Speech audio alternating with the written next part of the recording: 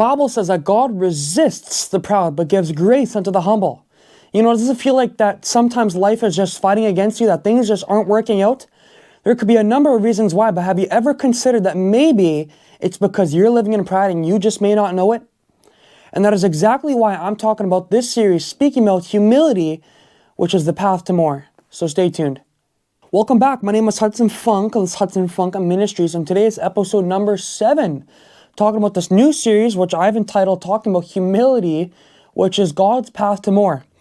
And on yesterday's episode, or I guess this was last week for you, I was talking about what truly is humility. And I've been kind of on the same subject, but taking it at different points and different views.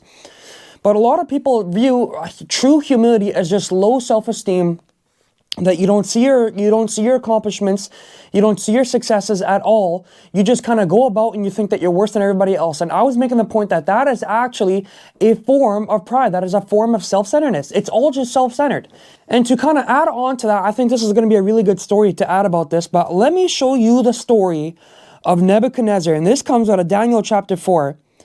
And if you don't know who Nebuchadnezzar is, Nebuchadnezzar was the king of Babylon.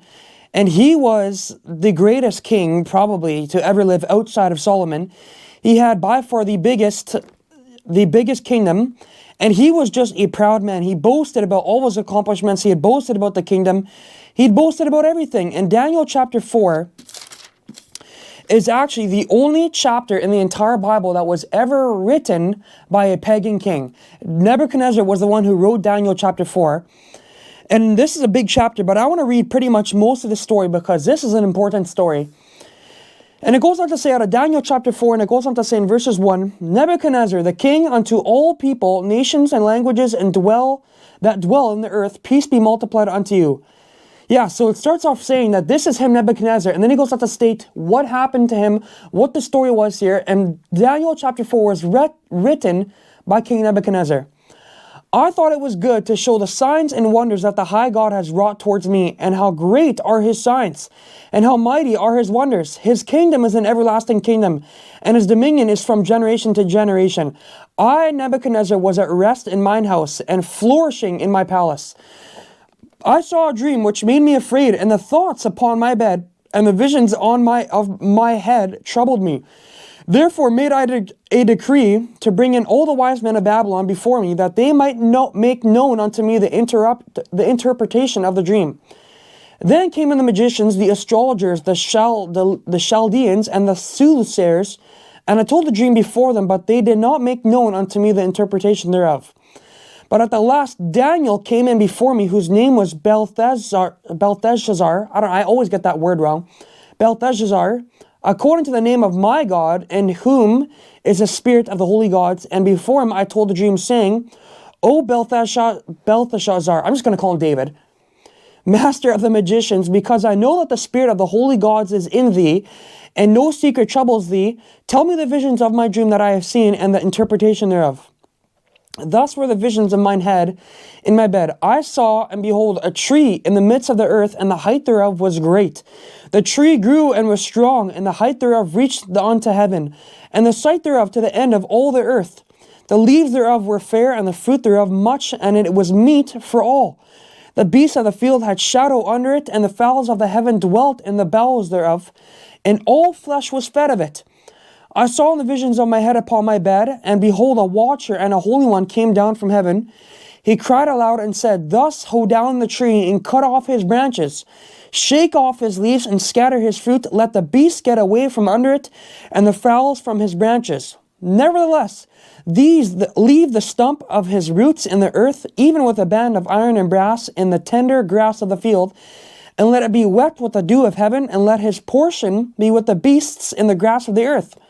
Let his heart be changed from man's, and let a beast's heart be given unto him, and let 7 times pass over him. This matter is by the decree of the watchers, and the demand by the word of the holy ones, to the intent that the living may know that the Most High rules on the kingdom of men, and gives it to whomsoever he will, and setteth up over it the beset of men.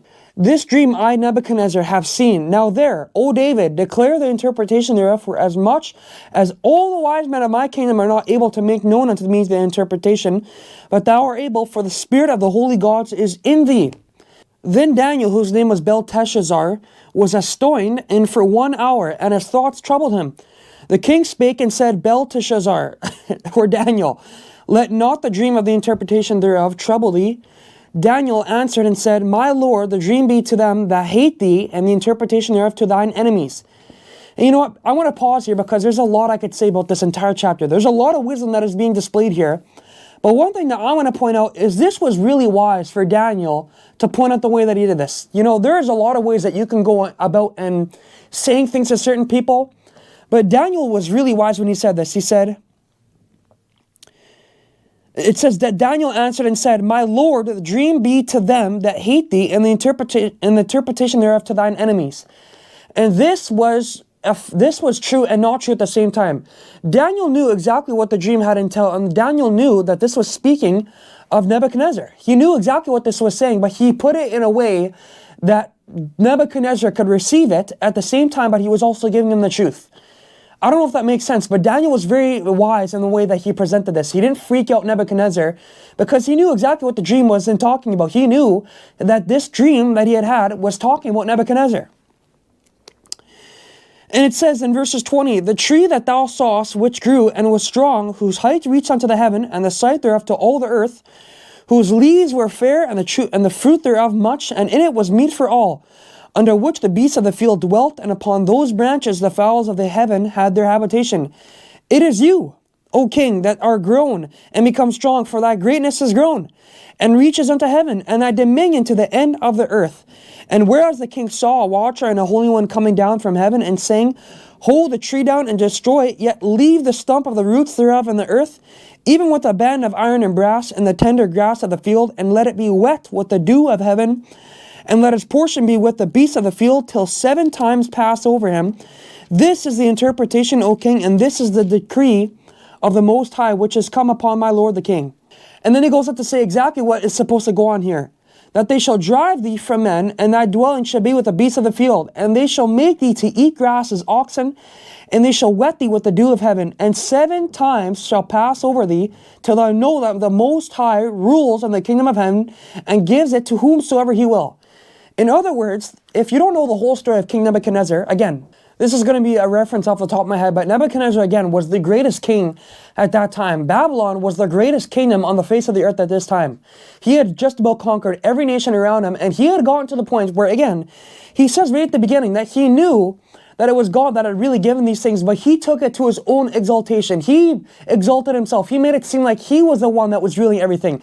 He made it seem like he was the powerful one, that he was the one that was doing all this goodness. And the God, in other words, and you know, in my preference, he was like, nah, that's not going to happen. I'm going to show you who's boss and who raised you up to be the king that you were. And it says that this tree was him. This tree was him. He was big and mighty and grown and protected many people and was a great kingdom. But it says that God was going to cut his kingdom out. He was going to cut his tree away. But he said that this is going to pass over 7 times. The story goes on to say, which I'm going to share, that this lasted over 7 years, and he was going to make him a madman. That he was going to go live in the fields with the sheep. And it says that he was going to grow hair on his arms, like incredible. I don't know what this looks like. I've actually really meditated on this to picture what it looks like. I'm going to get into the story too as time goes on, as I read further down. But it says that he became hairy, that he grew claws. But it says that he would keep a root for him in the heart of Babylon. After he knew that it was God who raised him up, then he would bring it back to his kingdom. But that's the context here. And it says in verses 26, And whereas they commanded to leave the stump of the tree roots, thy kingdom shall be sure unto thee. After that thou shalt have known that the heavens do rule. Wherefore, O king, let my counsel be acceptable unto thee, and break off thy sins by righteousness, and thine iniquities by showing mercy to the poor, if it may be a lengthening of thy tranquility. All this came upon the king Nebuchadnezzar. And at the end of 12 months he walked in the palace of the kingdom of Babylon. The king spake and said, Is not this great Babylon that I have built for the house of the kingdom by the might of my power and for the honor of my majesty? And again, I want to take a point here that David gave him an opportunity in verses 28. He said that if you'll recognize your place and if you'll give your resources unto the poor, God may have mercy on you. You know, there are multiple times, I'm going to get into some other stories as the series goes on, as people who deserved worse than Nebuchadnezzar, David being one of them. David, man, this is a story I'm going to get into, but he committed adultery. He cheated on his wives. He forced a girl to have relations with him. So in a sense, I don't like saying it this way, he didn't rape her, but he, in a way, kings had a lot of authority at those times, and they could do anything they wanted, with you. So in a sense, he kind of forced her to have relations with him. And in an attempt to cover up his sins, he killed Bathsheba's husband to cover it up. Had a girl or had a kid with this girl. And it says that God was going to punish him for it, but it says that he humbled himself. I'm going to get into that story. But there are other people who deserved worse than Nebuchadnezzar here. But Nebuchadnezzar, verses 30, he spoke. It says that the king spoke and said, "Is not this great Babylon that I have built for the house of the kingdom, and by the might of my power?" 12 months later, he still was walking in pride, thinking that it was all about himself, that he was the one who made this great kingdom. It was not King Babylon. It was not Nebuchadnezzar. He was not the one who exalted his position. It was not him that had made him this great power. And because of that, this is what happens to him. In verses 31, while the word was in the king's mouth, there fell a voice from heaven saying, "O King Nebuchadnezzar, to thee it is spoken, the kingdom is departed from thee, and they shall drive thee from men, and thy dwelling shall be with the beasts of the field. They shall make thee to eat grass as oxen, and 7 times shall pass over thee, until thou know that the Most High rules in the kingdom of heaven, and gives it to whomsoever he will." Verses 33, listen to this. The same hour was the thing fulfilled upon Nebuchadnezzar. The exact same hour this all happened to him. And he was driven from men and did eat grass as oxen, and his body was wet with the dew of the heaven, till his hairs were grown like eagle's feathers, and his nails like bird's claws.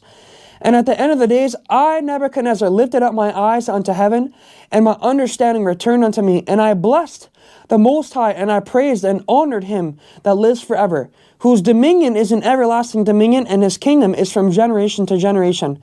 And all the inhabitants of the earth are reputed as nothing, and he does according to his will in the army of heaven. And among the inhabitants of the earth, and none can stay his hand, or say unto him, "What doest thou?" At the same time my reason returned unto me, and for the glory of my kingdom mine honor and brightness returned unto me, and my counselors and my lords sought unto me, and I was established in my kingdom, and excellent majesty was added unto me. Verses 37, this is what I point out here. In this little pieces of verses here, this is a prolonged period of time. This is a minimum of 8 years that is piled up in one chapter. And we don't know how that 7 years went on, and we don't also know who ruled the kingdom. I believe it was Nebuchadnezzar's wife. That after this had happened to him, his wife took over the kingdom. And she was faithful enough to stay with King Nebuchadnezzar. But this also showed humility in herself, that she believed the word of Daniel and believed the word of the Lord, that he would come back and his kingdom would be established. But this is incredible. The exact same hour that Daniel had spoken this unto King Nebuchadnezzar, after he had not humbled himself, this all happened to him. And then it says 7 years goes on to pass, and verses 34 to verses 37, he starts talking about his experience and that he had realized that it was God. But this is in verses 37, the very end of the chapter. He says something right here that is a very understatement. He says, "Now, I, Nebuchadnezzar, praise and extol and honor the King of heaven, all whose works are truth and his ways judgment, and those that walk in pride he is able to abase." Whew, that was a lot of reading. But those that walk in pride he is able to abase. This is one of the biggest understatements, I think, in the entire Bible. If this were to happen to modern day age, this would be like Donald Trump. If he were to walk in pride, if he were to get all above himself and think that, I'm the one that created America. I'm the one who made it so great. I'm the one that's the reason that America is doing so prosperous. I am the ruler of this whole nation. And God were to speak to him by a prophet or a pastor or somebody who was anointed, and said that God is going to cut your tree down, and you're going to go live as the sheep of the field. You're going to eat grass like an oxen. You're going to drip jewel from your chin for 7 years until you realize that God is the one who established America. God was founded by Christian principles, by a godly nation. America was founded on Christian principles. The democracy and the capitalistic law that was created, or the whatever you want to call it, The law that was created was based upon Christian principles. It was based upon the Bible. And you can say it any way you want. You can sugarcoat it any way you want. That is a fact. That is the truth. And you are not the reason why America is doing good today. And you may think that America is the least prosperous, or you hate America. Whether you hate America or not, or whether you hate the government system or not, America is by far the most prosperous nation on the face of the earth. I do not live in America, and I myself can see that America is by far the most prosperous nation on the face of the world. And there are many reasons for that, but by far, 99% of the reason for that is because God is the one that founded America. Christian principles were based upon American. Farmers are the ones who created or who rebelled and beat the British Empire, which was the biggest empire or the biggest nation at the time. It was impossible. God was the one who found America. God was the one who established America. And God is the one who created America. And if Donald Trump were to become prideful in this area and saying that I was the one who created this, I guarantee you, if he didn't humble himself, God would do the same thing towards him. Now, I don't know exactly if he would create a person to a sheep, but I guarantee you, he would humble you. Let me rephrase that. He would humiliate you. God would do something about it. The Bible says that God resists the proud. Again, I've been saying this at the very beginning of all of these series, that God resists the proud. Let me go back to that scripture out of James chapter 4. I wanted to go back into this. I'm going to pull up some other stories as time goes on here, but James chapter 4, in verses 6, but he gives more grace, wherefore he saith, God resists the proud, but he gives grace unto the humble. Submit yourselves therefore under the mighty hand of God. Resist the devil and he will flee from you. God resists pride. He is going to fight against it. And again, Nebuchadnezzar is a prime example of this. On tomorrow's episode, I'm going to get into some other stories that talk about this, but I guarantee you, if you're going to walk in pride, God's going to fight against you. I don't know what more I need to say about this. I don't know how much more I can drive this into, but God is going to fight against you if you're going to live in pride. He will show you. He's going to take things away from you, and that's why I started at the beginning of the series. That is something, does it feel hard for you to get by? Does it just seem like something is fighting against you? You know, recently, I've just been trying to, I started this ministry, this online ministry. Well, I've been doing this for, I think, over 3 years. Over 3 years now, but I've been doing YouTube ministry for over almost a year and a half now. This June will be a year and a half. And I haven't made a penny from this. I've been doing this full time. I quit my job. I haven't had a job for almost a year and a half. I've been doing this full time, and I haven't made a single penny from this. And now God has supplied my need greatly. I'm doing good. I am fine. I am financially well off. I'm okay. I'm doing okay. But there's an urge on the inside of me that just wants to find a consistent income that comes in. I've been doing jobs here and there. I have investments that do good for me. But outside of that, there is no security in what I'm doing right now. There is no comfortableness in what I'm doing. For almost a year and a half now, I've been insanely uncomfortable because there is no consistent income coming in anywhere. And I'm taking a risk doing this. I could be going to college. I could be getting a degree. I could be doing lots of things. And anyway, long story short, I'm out of time here today, so I'm going to add on for this. I've been doing things, I've been trying to make little ends meet here and there. I've been doing little jobs here and there, and I remember doing a couple of jobs that I tried getting into, and I don't know why, but it just seems like, man, it was just hard for me to get anything going. I remember this last summer, summer of 2025, it's 2026 now, so 2025, I tried starting a little just a side hustle of staining people's fences. And man, I posted up ads for it. I went and knocked on doors. I even had my first customer. The second door, or the first person that ever opened the door on me, I got the job. He showed me the background, or his backyard. I talked about staining his fence. He wanted to wait on that. I was going to start on his deck. And then he had another job for me. He wanted to help me do his garden patch. I told him I could fix that. I could, redo it. I could do everything. He was going to pay me good money. And whatever, we worked out a price for it, and then he said he was going to call me back. He never called me back. I tried calling him, and weeks later, all of a sudden, I'd meet him again on the street because he was a neighbor not far from me. He would apologize, say that he was just, he was busy and he needed to deal with something, and he told me to text him on something else. I texted him on another platform, never got back to me. By the time I tried making this one job go through, the summer was almost over. And then I tried making a little car wash, or not a car wash. I tried selling people's cars for a little while. I'd done that before, and I earned some nice little consistent money there, or some nice little side money. That never popped off. And then I remember tried doing a little side hustle. I tried doing some door dashing. Again, I didn't need the money, but it was just something to have a little bit of consistent income coming in. And I had a good friend of mine who was doing it that was just in college, and he was making like $700 a week, which again, that would have been plenty. I don't need the money for a future. Again, I'm not struggling financially, but it's just nice to have a little bit of a secondary income coming in. And that would have been enough to pay for gas, etc. and all that stuff. That would have been fine. And man, I would spend hours and I would get one order. It was just treacherous. It was terrible. It just seemed like nothing was working for me, that everything was fighting against me. And you know what? I never realized it. I never put much thought to it, and I still haven't put much thought to it. But you know what could have been the problem there? I could have been doing it on my own strength. I was using my own wisdom, trying to find a situation that could provide a little bit of income for me. I never prayed about if God wanted me to do it. I never prayed about if God wanted me, stay in people's fences. I never asked God in his situation. I always did it and then asked God for God blessedness. But if you would just do what God told you to do, you wouldn't have to ask God to bless it if you just did if you just did what he told you to do, because it would already be blessed. And you know what? I could have been in pride doing all those things. I didn't realize this, but I was going outside of God's will. I might have been doing it outside of God's will. I wasn't asking his opinion on it. I wasn't asking him. I wasn't praying about the situation, what he wanted me to do. And because of it, those could have been serious hindrances in that area for me to make a little extra money. And again, people don't realize this, and this is why I'm saying this. Most people will say, well, if I'm walking in pride, I'll know it. And that's not true. That isn't true, because most people's definition of pride is just self-promotion, thinking that you're better than everybody else, but that's not God's definition of pride. His definition of pride is doing everything outside of what he tells you to. Just doing it on your own strength. Self-centeredness. It's all about you. You thinking that you need to figure it out. You thinking that you have to make the decisions. You thinking that you need to figure out what job to do, what university to do, how much to study, where to go, what person to pray for, etc. It's all on you. That's pride, and that's what I'm trying to attack.